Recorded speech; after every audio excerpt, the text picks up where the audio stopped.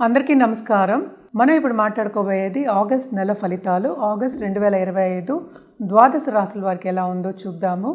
ఎప్పుడూలాగే ముందు మనం మాట్లాడుకునేది గోచార రీత్యా. గోచార రీత్యానే ఈ ఫలితాలు చెప్పుకోవడం అనేది జరుగుతుందన్నమాట. సో ఏ గ్రహాలు ఏ రాశిలో ఉన్నాయో చూద్దాం ఫస్ట్. ఎప్పుడూలాగే ఫస్ట్ మనం మాట్లాడుకునేది శనీశ్వరుడు గురించి. శనీశ్వరుడు అందరికీ తెలుసు, రిట్రోగ్రేషన్ మోషన్లో ఉన్నారు. ఆయన ప్రస్తుతం మీనరాశిలో ఉన్నారు. టిల్ నవంబర్ ఎండ్ వరకు ఆయన రిట్రోగ్రేషన్లో ఉన్నారు. లాస్ట్ మంత్ రిట్రోగ్రేషన్ స్టార్ట్ అయిందనమాట. దాని తర్వాత మనం మాట్లాడుకునేది శుక్రుడు గురించి. శుక్రుడు towards end of last month ఆయనేమో మిథునానికి వెళ్ళారు. 21 ఆగస్ట్ కల్లా కర్కాటకానికి దిగుతున్నారనమాట. అలాగే మనం చూసాము అంటే మిథునంలో మనకి జూపిటర్ ఉన్నారు, అంటే గురు ఉన్నారనమాట. అక్కడ గురు ఇక్కడే ఉంటున్నారు ఈ నెల అంతాను. ఆయన కంబషన్ నుంచి బయటకు వచ్చారు అండ్ ఆల్సో ఫుల్ పవర్తో ఉన్నారు. సన్ కూడా ఏంటంటే కర్కాటకానికి వచ్చేసారు. సింహానికి 17 ఆగస్ట్కి దిగుతున్నారనమాట. మెర్కురీ ఏమో ప్రస్తుతం కర్కాటకంలోనే ఉన్నారు. Towards end of this month August 30కి మనకేమో సింహానికి వస్తున్నారనమాట. సింహంలో ఏమో కేతు ఉన్నారు.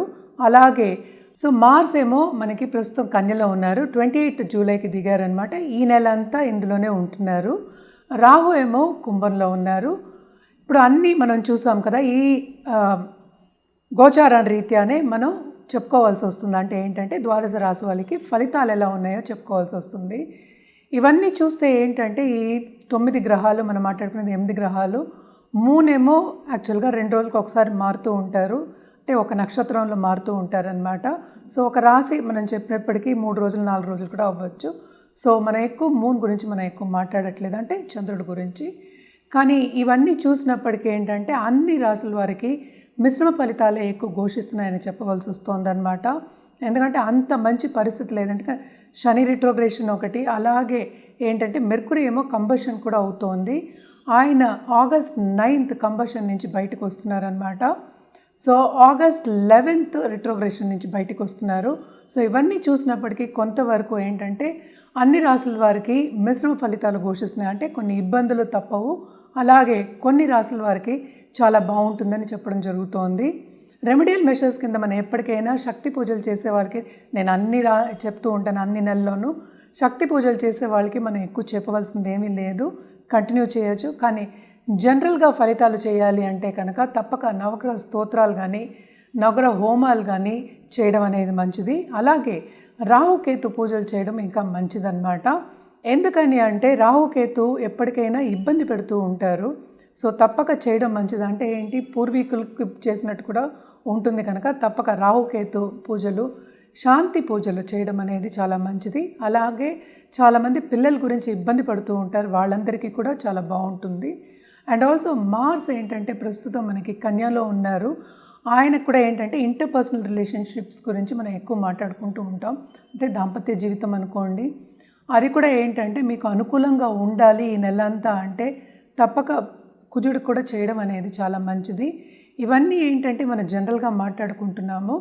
కానీ మీకు జాతక రీత్యా చెప్పినప్పుడు ఒక ఫలితం చెప్పినప్పుడు, లేకపోతే ఒక రెమెడియల్ మెషర్ చెప్పినప్పుడు, లేకపోతే ఒక జాతిరత్నం కానీ ఒక హోమం చేయాలి అన్నప్పుడు, అంటే ఏంటి రెమెడియల్ మెషర్స్ చేయాలి అన్నప్పుడు తప్పక జాతక రీత్యా చేయడం అనేది ఎప్పటికైనా మంచిది. అలా చేస్తేనే ఏంటంటే బాగుంటుంది. ఇప్పుడు మనం మాట్లాడేది రాశివారీగా మాట్లాడుతున్నాము. రాశివారీగా అంటే చాలామంది ఒక్కొక్క రాశిలో మిలియన్స్ ఆఫ్ పీపుల్ ఉంటూ ఉంటారు. సో కాంబినేషన్స్ చూసుకుని మాట్లాడడం అనేది మంచిది. రాశి అనేది మనం మాట్లాడుకునేది ఒకటే, అంటే చంద్రుడు ఎక్కడున్నాడో దాన్ని రాశి అంటాం కనుక రాశి వారిగా మాట్లాడుకునే దానికన్నా మొత్తం జాతక రీత్యా పరిశీలించుకుని ఒక రెమెడియల్ మెషర్స్ చేయడం అనేది చాలా మంచిది.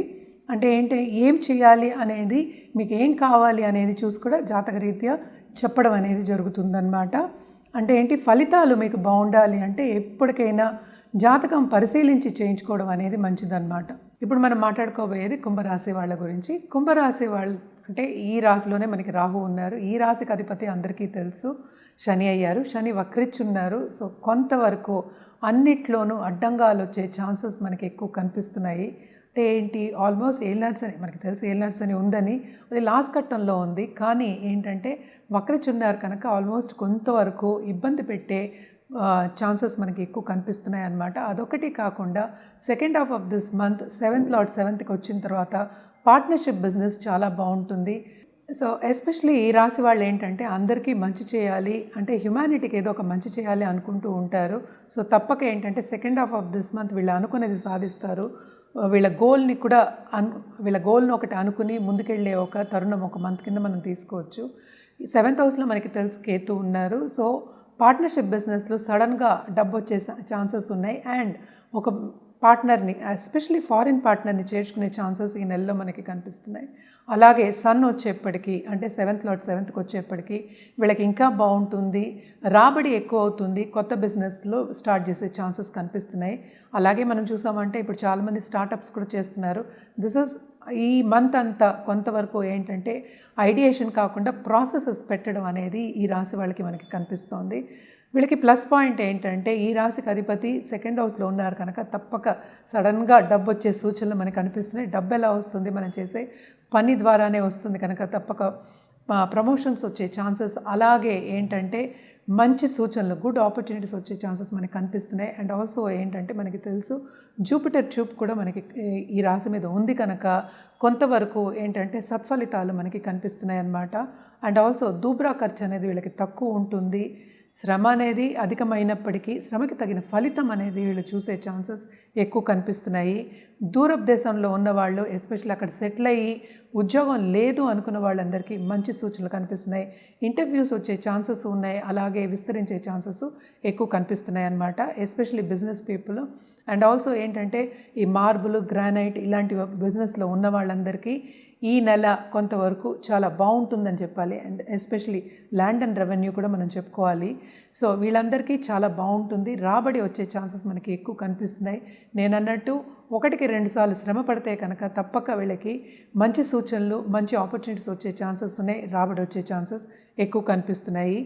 అలాగే మనం చూసామంటే దాంపత్య జీవితంలో కొంతవరకు అనుకూల పరిస్థితి అనేది మనకి కనిపించట్లేదు. అలాగే లవ్ రిలేషన్షిప్ ఎవరికైనా కావాలి, కొత్త పార్ట్నర్ కావాలి అనుకున్న వాళ్ళకి ఈ మంత్ అంతా అంత సత్ఫలితాలు అనేది కనిపించట్లేదు అనమాట.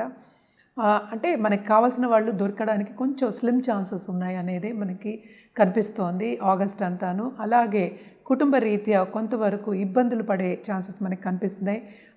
కుటుంబ రీత్యా కొంతవరకు యాంగ్జైటీకి, ప్రెషర్కి ఊరయ్యే ఛాన్సెస్ ఉన్నాయి. ఖర్చులు కూడా కుటుంబ రీత్యా ఎక్కువ కనిపిస్తున్నాయి అన్నమాట. సో కొంతవరకు ఫైనాన్షియల్ ప్లానింగ్ వీళ్ళు చేసుకోవడం అనేది very very important. And also మనం రెమెడియల్ మెషర్స్ అంటే పరిహారాల విషయానికి వస్తే కనుక తప్పక హనుమాన్ చాలీసా అట్లీస్ట్ ఒక్కసారైనా నిత్యం చదువుకోవడం మంచిది. అండ్ ఆల్సో శనికి తైలదీపం పెట్టడం, అలాగే ఏంటంటే దానం ఇవ్వడం మంచిదన్నమాట. ఇదొకటి కాకుండా కూడనే గురువుకు కూడా చేస్తే ఇంకా మంచిది మీకు. సో గురువుని థర్స్డే వెళ్ళి సందర్శించడం అనేది, గురు జపం చేసుకోవడం అనేది చాలా మంచిది. ఒక మంత్రం కానీ, ఒక జపం కానీ, మెడిటేషన్ కానీ ఉద్దేశించి చేసుకోవడం, ఒక గురువుని ఉద్దేశించి చేసుకోవడం ఇంకా మంచిది. తప్పక ఇవన్నీ చేసుకుంటే అంటే ఇంకా మీకు బాగుంటుంది. ఈ నెల అంతా వీళ్ళకి మిశ్రమ ఫలితాలే ఘోషిస్తున్నాయని చెప్పడం జరుగుతోంది. ఏనాటిని ప్రభావం ఉంటుంది తప్పక. సో అన్ని రంగాల్లోనూ కొంతవరకు ఇబ్బంది పడే ఛాన్సెస్ మనకి కనిపిస్తున్నాయి. కొద్దో గొప్ప బాగుంది అని చెప్పుకోవడం అనేది జరుగుతోంది. కానీ కూడా మిగతా ప్లానెట్స్ కన్నా శని ప్రభావం కొంచెం ఎక్కువ ఉంది కనుక ఇబ్బందులు కొన్ని ఎక్కువే కనిపిస్తున్నాయి. అలాగే ఇదంతా ఏంటంటే మనం మాట్లాడుకునేది రాశి వారిగానే ఈ నెల మనకే. సో ఏదైనా సరే జాతక రీత్యా చెప్పుకోవడం అనేది మంచిది. అంటే ఒక రెమెడియల్ మెషర్స్ కానీ, పరిహారం కానీ మీ జాతక రీత్యా చెప్పుకుంటే ఇంకా మీకు కరెక్ట్ రెమెడియల్ మెషర్స్ ఇవ్వడం కానీ, లేకపోతే ఎలా చేయాలి అని చెప్పడం కానీ జరుగుతుందన్నమాట. సో జాతకం పరిశీలించుకోవడం అనేది ఫస్ట్ టాస్క్. అంటే ఫస్ట్ మనం అదే చేయాలన్నమాట. అది చేసిన తర్వాత రెమెడియల్ మెషర్స్ చేయడం, ఇవన్నీ జనరల్ రెమెడియల్ మెషర్స్. సో తప్పక అది మాత్రం ముందు చూపించుకోండి. మమ్మల్ని సంప్రదిస్తే అన్ని వివరాలు చెప్పడం అనేది జరుగుతుంది.